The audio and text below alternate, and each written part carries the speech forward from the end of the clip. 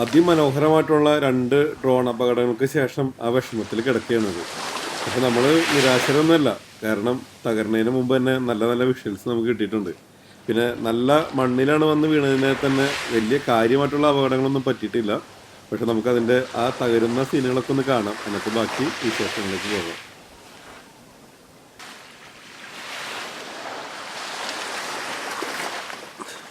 ഇപ്പോൾ വിശ്രമം ഇത്ര മതി അല്ലേ?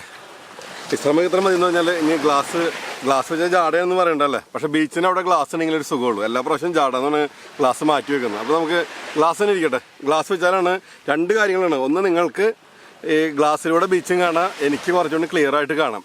സത്യം പറഞ്ഞാൽ ശരിക്കും ടയേർഡായിട്ടാണ്. നല്ല ചൂടുണ്ട്. ഇപ്പോൾ സമയം 2 മണിയായി. അപ്പോൾ മാൽദീവ്സിനെ കുറിച്ച് പറയാനായിട്ട് കുറേ ഉണ്ട്. അതായത് പലതിലും പറഞ്ഞിട്ടുണ്ടോ എന്ന് അറിയില്ല. ഇനി ഇപ്പോൾ റിപ്പീറ്റേഷൻ വന്നാലും സത്യം ക്ഷമിക്കുക. 2000-ഓളം ഐലൻഡുകൾ, കൊച്ചു കൊച്ചു ഐലൻഡുകൾ കൂടിച്ചേർന്നതാണ് മാൽദീവ്സ് എന്ന് പറയുന്നത്. അതിനോടൊപ്പം തന്നെ എടുത്ത് പറയേണ്ട ഒരു കാര്യം എന്ന് വെച്ചാൽ, ഫ്ലൈറ്റിൽ നിന്നുള്ള കാഴ്ച എന്ന് പറഞ്ഞാൽ നമ്മൾ ഏതൊരു മനുഷ്യനും കൊതിച്ചു പോകുന്ന, കടൽ കാഴ്ചകൾ ഇഷ്ടപ്പെടുന്നവർ കൊതിച്ചു പോകുന്ന ഒരു സാഹചര്യമാണ്. അല്ലെങ്കിൽ അത്തരം കാഴ്ചയാണ് നമുക്ക് കാണാൻ കഴിയുക. കാരണം എന്താണെന്ന് വെച്ച് കഴിഞ്ഞാൽ, ഫ്ലൈറ്റ് ഇങ്ങനെ പറന്നുകൊണ്ടിരിക്കുമ്പോൾ താഴെ നല്ല സൂര്യപ്രകാശത്തിൽ താഴെ പല ദ്വീപുകളും കടലിൻ്റെ അടിയിൽ നിന്ന് പൊങ്ങി വന്ന ഒരു അവസ്ഥ. പല ദ്വീപുകളും വെള്ളം മാറിയിട്ടില്ല. ശരിക്കും ഈ കാണുന്ന അതായത് നമ്മൾ പകുതിയോളം കാണുന്നില്ലേ, ഇപ്പം അങ്ങനെ ഡാർക്കായിട്ട് കാണുന്ന ഭാഗം ശരിക്കും ആഴമുള്ള ഭാഗങ്ങളാണ് കേട്ടോ. ശരിക്കും ആഴമുള്ള ഭാഗമാണ് വളരെ ഡാർക്കായിട്ട് കാണുന്നത്. ഈ ഡാർക്ക് എന്ന് പറഞ്ഞപ്പോൾ ഞാൻ സ്ക്രീനിൽ നോക്കിയത്, ഇവിടെ ഞാൻ ഭയങ്കര ഡാർക്കാണല്ലേ. എന്നാൽ ഒന്നും കൂടി പൊസിഷൻ ഒന്ന് മാറ്റി വെക്കാം, എന്നിട്ട് കൂടുതൽ പറയാം. അപ്പോൾ നമ്മളിത് ഏത് പൊസിഷൻ മാറ്റിയാലും നിങ്ങൾക്ക് ഏറ്റവും ഭംഗിയുള്ള കാഴ്ചകൾ തന്നെ കിട്ടുള്ളൂ. ഇത് ഒരു കട്ടിങ്ങും ഒരു എഡിറ്റിങ്ങും ഇല്ലാണ്ട് തന്നെയാണ് ഓരോ പൊസിഷൻ മാറ്റുന്ന വീഡിയോസ് നിങ്ങളുടെ മുമ്പിലേക്ക് എത്തിക്കുന്നത്. എന്താണ് മാറ്റി വെക്കണം, നിങ്ങൾ കണ്ട് മാൽദീവ്സിൻ്റെ ശരിയായിട്ടുള്ള ഭംഗി എന്താണെന്ന് പറഞ്ഞറിയിക്കാൻ വേണ്ടിയിട്ടാണ്. ഇപ്പം എന്താണ് അവസ്ഥ? സത്യം പറഞ്ഞാൽ എനിക്ക് സ്ക്രീൻ കാണുന്നില്ല കേട്ടോ സൈഡ്. എനിവേ കുറവുകൾ സത്യം ക്ഷമിക്കാം. അപ്പോൾ മാൽദീവ്സിൻ്റെ ഭംഗി എന്ന് പറഞ്ഞാൽ ഇതാണ്. വളരെ ബ്യൂട്ടിഫുള്ളായിട്ട് സ്ഥലം, ഭയങ്കര ശാന്തമായിട്ടുള്ള സ്ഥലം, വേറെ ഡിസ്റ്റർബൻസ് ഇല്ല, എയർ പൊല്യൂഷൻ ഇല്ല, സൗണ്ട് പൊല്യൂഷൻ ഇല്ല, ഓൾമോസ്റ്റ് പ്ലാസ്റ്റിക് ഫ്രീ ആണ്. ഇവിടെ എങ്ങും പ്ലാസ്റ്റിക് ഒന്നും ഒഴുകി കിടക്കണമെന്നും കാണാനില്ല. വളരെ നല്ല കാഴ്ചകളാണ്. മൊത്തത്തിലൊരു മനസ്സമാധാനമുണ്ട്. പിന്നെ കോൾ ചാർജ് ഭയങ്കര കൂടുതലാണെന്നുള്ളതാണ് പ്രശ്നം. നമ്മൾ സാധാരണ തായ്ലൻഡ്, മലേഷ്യ, സിംഗപ്പൂരൊക്കെ പോകുമ്പോൾ ഒരുപാട് മൊബൈൽ കമ്പനിക്കാർ പലതരം ഓഫറുകൾ വെക്കാറുണ്ട്. അപ്പോൾ സാധാരണ ഇപ്പോൾ തായ്ലൻഡ്, മലേഷ്യ ഒക്കെ 599 രൂപ പെർ ഡേ കൊടുത്ത് നമുക്ക് അൺലിമിറ്റഡ് ഇൻകമിങ് ഇതാണ്, ഔട്ട് ഗോയിങ് അൺലിമിറ്റഡ് ഒക്കെയാണ്.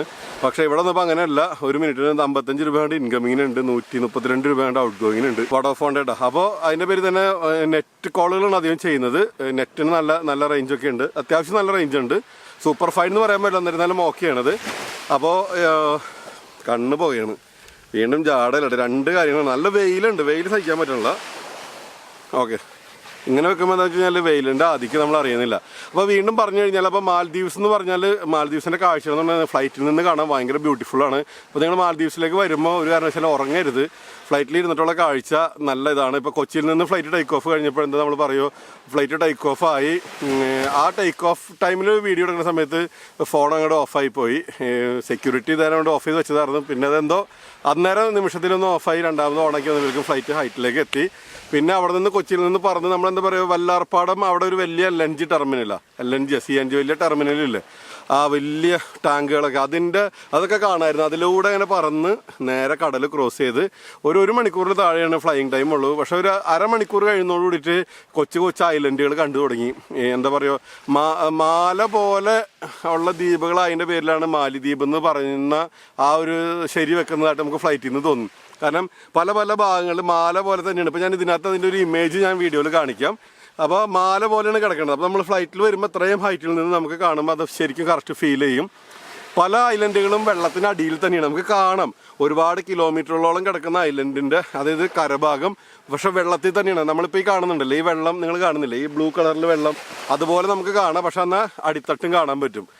അതിലൂടെ കടന്നു പോകുന്ന ബോട്ടുകളൊക്കെ ശരിക്കും നമുക്ക് ഭയങ്കര കൗതുകമാണ്. അതായത് വലിയ തിമ്മിങ്കലം അല്ലെങ്കിൽ വലിയ ഡോൾഫിനുകളൊക്കെ പോകുന്ന പോലത്തെ ഒരു ഫീലാണ് കാണാൻ കഴിഞ്ഞത്. അപ്പോൾ അതൊരു നല്ല കൗതുകമായിരുന്നു. അതിലൂടെ പോകുന്ന ബോട്ടുകൾ നമുക്ക് കാണാൻ കഴിഞ്ഞു. നമുക്ക് സംശയിച്ചു, വലിയ കപ്പലുകൾ ഒക്കെ പോകണ കാണുമ്പോൾ നമുക്ക് അത് അടിത്തട്ടി തട്ടൂല്ലേ എന്നൊക്കെ നമുക്ക് തോന്നിപ്പോകും. അങ്ങനത്തെ ഒരു അവസ്ഥയായിരുന്നു കാഴ്ചയിൽ. അപ്പോൾ യാത്രാനുഭവങ്ങളും യാത്രാവിശേഷങ്ങളാണ് പറയണത്. ബോറടിക്കണമെങ്കിൽ സദ്യം ക്ഷമിക്കുക. ഞാനൊരു അല്പം കത്തി കൂടുതലാണ്, സംസാരിച്ചത് നിർത്തൂല.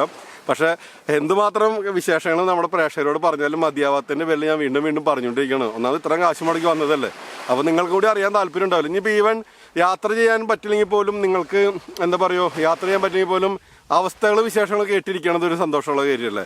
അപ്പോൾ താല്പര്യമുള്ളവർ കേൾക്കാല്ലാത്തവർ തെറിയൊന്നും പറയരുത്. അപ്പോൾ അങ്ങനെ ഫ്ലൈറ്റിൽ നിന്നുള്ള കാഴ്ചയായിരുന്നു. അതുപോലെ എയർപോർട്ട് എന്ന് പറഞ്ഞാൽ ചെറിയ എയർപോർട്ടാണ്. ലാൻഡ് ചെയ്യലും ബ്രേക്ക് ചെയ്യലൊക്കെ പെട്ടെന്ന് തന്നെയൊക്കെ കഴിഞ്ഞ് വളരെ ശക്തിയോട്. അപ്പോൾ ആ കാഴ്ചകൾ നിങ്ങൾ കണ്ടില്ലെങ്കിൽ ഇവിടെ ഞാൻ പ്ലേ ചെയ്യുന്നുണ്ട്. അപ്പോൾ ഇറങ്ങി പിന്നെ പ്രൊസീജിയറുകളൊക്കെ പെട്ടെന്ന് തന്നെ കഴിഞ്ഞ്. വിസ നടപടികളെന്ന് പറഞ്ഞാൽ വളരെ എളുപ്പമാണ്. പെട്ടെന്ന് കൗണ്ടറിൽ നിന്ന് പാസ് ചെയ്യണം. ഒരുപാട് ക്വസ്റ്റ്യൻസ് ഒന്നും ചോദിച്ച് ബുദ്ധിമുട്ടിക്കണില്ല. ഇനി ഞാൻ സിംഗിളായിട്ട് വന്നതിൻ്റെ പേരിലായിരിക്കണം, അല്ലെങ്കിൽ എന്താണ് ഇവിടെ വേറെ എന്തെങ്കിലും പർപ്പസ് ഉണ്ടോ എന്ന് ചോദിച്ചു. ജോലി സംബന്ധമാണെന്ന് വെച്ചാൽ ഞാൻ പറഞ്ഞല്ല, ഞാനിങ്ങനെ വ്ളോഗറാണ് കാര്യങ്ങൾ ഓക്കെ എന്നാണ്. അപ്പോൾ തന്നെ വിസ അടിച്ചു തന്നു. പിന്നെ ഒരു രണ്ടാമത് വെച്ച് കഴിഞ്ഞാൽ നമ്മൾ പുറത്തേക്ക് ഇറങ്ങുന്നതിന് മുമ്പ് നമ്മുടെ ബാഗ് ഒന്നും കൂടി പരിശോധിക്കും, അതായത് സ്കാനറിൽ. നമ്മുടെ നാട്ടിലുണ്ട്. അപ്പോൾ അങ്ങനെ പരിശോധിക്കുന്ന സമയത്ത് എന്നെ വിളിച്ചിട്ട് ചോദിച്ച് എന്താണ് പർപ്പസ്, ഒരുപാട് എക്യുപ്മെൻറ്റ്സ് കാണുന്നുണ്ടല്ലോ, ഹോളിഡേക്ക് വന്ന ആളുടെ എന്തിനാണ് ഇത്ര എക്യുപ്മെൻറ്റ്സ് എന്ന് ചോദിച്ചു. ദാറ്റ് മീൻസ് എൻ്റെ ഒരു 4-5 ഹാർഡ് ഡിസ്കുകളുണ്ട്, പലപ്പോഴും എഡിറ്റ് ചെയ്യുമ്പോൾ പഴയ വിഷ്വൽസ് എടുക്കാൻ വേണ്ടിയിട്ട്. അപ്പോൾ അതുപോലെ തന്നെ ക്യാമറ, ബാറ്ററി, ഡ്രോൺ സംഭവങ്ങളൊക്കെ. അപ്പോൾ നോർമലി അവർ ചോദിച്ചാൽ യാതൊരു തെറ്റില്ല. അതായത് ഹോളിഡേക്ക് വന്ന ആൾക്ക് എന്തിനാണ് ഇത്രയധികം എക്യുപ്മെൻറ്റ്സ്, തീർത്തും ശരിയായിട്ടുള്ളൊരു കാര്യം തന്നെയാണത്. അപ്പോൾ ഞാൻ പറഞ്ഞു സാർ ഞാൻ അങ്ങനെ വ്ളോഗറാണ് കാര്യങ്ങളാണെന്നൊക്കെ പറഞ്ഞ്. അപ്പോൾ ഒരു 5 മിനിറ്റ് കാര്യങ്ങളൊക്കെ ചോദിച്ചു, എന്തൊക്കെയാണ് ഏതൊക്കെയാണ്, ആ ബാറ്ററി എന്തിനാ ഈ ബാറ്ററി എന്തിനാന്നൊക്കെ ചോദിച്ചു. അപ്പോൾ തന്നെ പരിപാടി കഴിഞ്ഞ്. അല്ലാണ്ട് നമ്മൾ ഇൻസൾട്ടിങ് മറ്റു ബുദ്ധിമുട്ടുകളൊന്നുമില്ല. പിന്നെ എടുത്ത് പറയേണ്ട ഒരു കാര്യം എന്ന് വെച്ചാൽ സാധാരണ എല്ലാ എയർപോർട്ടുകളിൽ നിന്ന് പുറത്തേക്ക് വരുമ്പോൾ കാണുന്നത് ഡ്യൂട്ടി ഫ്രീ മദ്യങ്ങളുടെ നീണ്ട നിരയാണ്. മദ്യം സിഗരറ്റും അതാണ് ഡ്യൂട്ടി ഫ്രീയിൽ ഏറ്റവും കൂടുതൽ വിറ്റഴിക്കേണ്ട സാധനം. അങ്ങനെ ഡ്യൂട്ടി ഫ്രീ സിസ്റ്റങ്ങളോ ഒരുപാട് കടകളോ മറ്റു കാര്യങ്ങളൊന്നും കാണാൻ കഴിഞ്ഞില്ല എന്നുള്ളത് ശരിക്കും ഇവിടെ തന്നെ അത്ഭുതപ്പെടുത്തിയൊരു കാര്യമാണ്. പക്ഷെ അതിനു വേണ്ടി അത്ഭുതപ്പെടുത്തിയത് പുറത്തേക്ക് വന്നപ്പോൾ കാണുന്ന ഹോട്ടലുകാരുടെ നീണ്ട നിരകളാണത്. അത് ഞാൻ ലോകത്തിൽ ഇതുവരെ എവിടെയും കണ്ടില്ല. ഇത്രയധികം ഹോട്ടലിൻ്റെ ആളുകൾ വന്നിട്ട് ഇതിന് മാത്രം കൗണ്ടറുകളോട് കൂടിയിട്ട് കൊണ്ടുപോകുന്നത്. അതിന് കാരണം മറ്റൊന്നുമല്ല, നമ്മൾ മറ്റ് ലോകത്തിൻ്റെ വേറെ ഏത് സ്ഥലങ്ങളിൽ ചെന്ന് ഇറങ്ങിയാലും നമുക്ക് അവിടെ നിന്ന് ടാക്സി വിളിച്ച് പോകാം, അങ്ങനെ ഇങ്ങനെയൊക്കെ പോകാൻ പറ്റും. പക്ഷേ ഇവിടെ ഓരോ ഐലൻഡുകളൊക്കെ 1 മണിക്കൂർ, 2 മണിക്കൂർ, അരമണിക്കൂർ, അല്ലെങ്കിൽ 50 മിനിറ്റ് ഫ്ലൈറ്റിൽ, 25 മിനിറ്റ് ഫ്ലൈറ്റിലൊക്കെ പോയാൽ, സീ പ്ലെയിനൊക്കെ പോയാലാണ് അത്തരം സ്ഥലങ്ങളിലേക്കൊക്കെ എത്തുള്ളൂ. അപ്പോൾ അതിനാൽ തന്നെ വരുന്നവരെ യാതൊരു നിലക്കും ബുദ്ധിമുട്ടിക്കാണ്ട് കൊണ്ടുപോകാൻ വേണ്ടിയിട്ടുള്ള ഭയങ്കര അറേഞ്ച്മെൻറ്റ്സ് ആണത്. അത് ശരിക്കും ഒരു കൗതുകവും അതൊരു പുതുമയും തോന്നി ശരിക്കും. പിന്നെ തന്നെ അവരുടെ റെസ്പോൺസിബിലിറ്റീസ്, കാരണം വന്നവരെ മാക്സിമം പെട്ടെന്ന് തന്നെ പിക്ക് ചെയ്ത് കൊണ്ടുപോകുന്നുണ്ട്. അധികം ആളുകളുടെ പേരുകളല്ല വെച്ചേക്കണത്, അധികം ഈ ഹോട്ടലുകളുടെ പേരുകളാണ് വെച്ചേക്കണത് കണ്ടത്. അപ്പോൾ അതൊക്കെ ഒരു നല്ല പുതുമയുള്ള കാഴ്ചയായിരുന്നു. പിന്നെ വിശേഷങ്ങൾ നമ്മൾ കണ്ടതാണല്ലോ, കഴിഞ്ഞ എപ്പിസോഡിൽ കണ്ടതാണ്. ബോട്ടിലാണ് യാത്രകളെല്ലാം തന്നെ. ഇങ്ങോട്ട് വന്നതും ഫ്ലൈറ്റിലായിരുന്നു. പിന്നെയുള്ള കാഴ്ച എന്ന് പറഞ്ഞാൽ ഇവിടെ വന്നിട്ടുള്ള നമ്മൾ അത്ഭുതപ്പെടുത്തുന്ന ബീച്ചുകളെന്ന് പറഞ്ഞാൽ നമുക്ക് എത്രമാത്രം കണ്ടാലും മതിയാവില്ല. ഞാൻ എൻ്റെ കയ്യിലുള്ളൊരു ഡ്രോൺ കൊണ്ട് പരമാവധി അങ്ങോട്ടും ഇങ്ങോട്ടൊക്കെ ഓടിച്ചിട്ടുണ്ട്. 2 പ്രാവശ്യം ഡ്രോൺ തകർന്നു വീണ്. എൻ്റെ പരിചയക്കുറവാണ്, കാരണം ഡ്രോൺ മേടിച്ച് വെച്ചിട്ടുണ്ടെങ്കിൽ കുറേ നാളായി. പിന്നെ ഇന്ത്യയിൽ ഒരുപാട് റെസ്ട്രിക്ഷൻസ് ഒക്കെ ഉള്ളതിൻ്റെ പേരിൽ ഞാൻ അങ്ങനെ എടുക്കാറില്ല. ഈ ദ്വീപിൻ്റെ വിഷ്വൽസ് ഞാൻ പരമാവധി ഇനിയുള്ള ദിവസങ്ങളിലും ഞാൻ ഡ്രോണിൽ പകർത്തുന്നതായിരിക്കും. അപ്പോൾ അത്തരം ഡ്രോൺ ഷോട്ടുകളൊക്കെ കാണാം. ഡ്രോൺ മേടിച്ചിട്ട് കുറേ നാളുകളായി. അതിൻ്റെ അൺബോക്സിങ് വീഡിയോ ഒന്നും ഞാൻ ചെയ്തില്ല, കാരണം നമ്മുടെ ടെക് ചാനൽ അല്ലാത്തതിൻ്റെ പേരിൽ.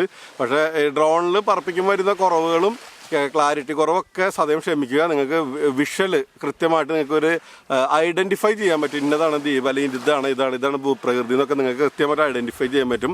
ആ നിലക്കാണ് കാര്യങ്ങളൊക്കെ സെറ്റ് ചെയ്തിരിക്കുന്നത്. പിന്നെ എടുത്ത് പറയാനായിട്ട് വെച്ചാൽ നമ്മുടെ നസാക്കി റെസിഡൻസ് ഹോട്ടൽ നമുക്ക് ബെസ്റ്റ്, എന്തുകൊണ്ടും സപ്പോർട്ടായിട്ടുള്ളതാണ്.